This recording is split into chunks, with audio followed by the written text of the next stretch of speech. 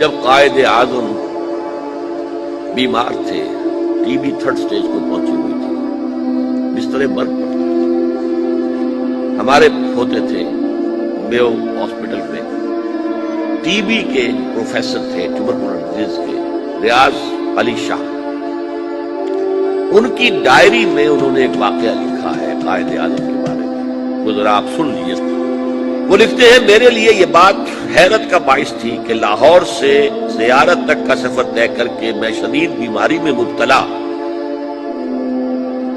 قائد اعظم کے کمرے میں داخل ہوا تو اس کے باوجود کہ وہ بانی پاکستان انتہائی کمزور ہو چکے تھے اور ان کا جسم کمبل میں لپٹا ہوا تھا، انہوں نے اپنا ہاتھ باہر نکالتے ہوئے مجھ سے نہایت گرم جوشی سے مصافحہ کیا اور پوچھا، آپ کو راستے میں کوئی تکلیف تو نہیں ہوئی؟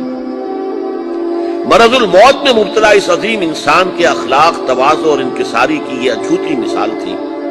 حالانکہ مجھ سے ہاتھ ملانے اور مزاج پرسی کرنے ہی سے وہ ہانپنے لگے تھے اور بعد میں کئی منٹ تک انہیں آنکھیں بند کیے لیٹے رہنا پڑا تھا۔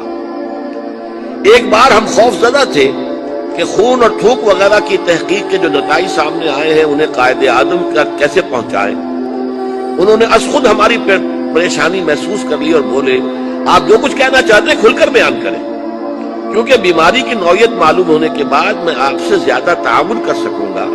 گھبرائیں نہیں، میں موت سے نہیں ڈرتا، کیونکہ موت کو بہرحال آنا ہے۔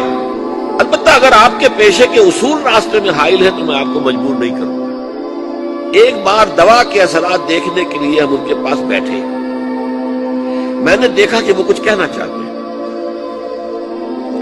تم جانتے ہو جب مجھے یہ احساس ہوتا ہے کہ پاکستان بن چکا ہے تو میری روح کو کس قدر اطمینان ہوتا ہے۔ یہ مشکل کام تھا اور میں اکیلا اسے کبھی نہ کر سکتا تھا۔ میرا ایمان ہے کہ یہ رسول خدا کا روحانی فیض ہے کہ پاکستان وجود میں آیا صلی اللہ علیہ وسلم۔ اب یہ پاکستانیوں کا فرض ہے کہ وہ اسے خلافت راشدہ کا نمونہ بنائیں تاکہ خدا اپنا وعدہ پورا کرے اور مسلمانوں کو زمین کی بادشاہت دے۔ سارا میری گفتگو کا جو ہے مواد اس میں موجود ہے۔ زمین پر بادشاہت مسلمانوں کو اللہ تعالیٰ عطا فرمائے اگر پاکستان میں خلافت راشدہ کا نظام قائم کر دیا جائے۔ قوم نیک نیتی، دیانتداری، اچھے اعمال اور نظم و ضبط سے بنتی ہے اور اخلاقی برائیوں، منافقت، زر پرستی اور خود پسندی سے تباہ ہو جاتی ہے۔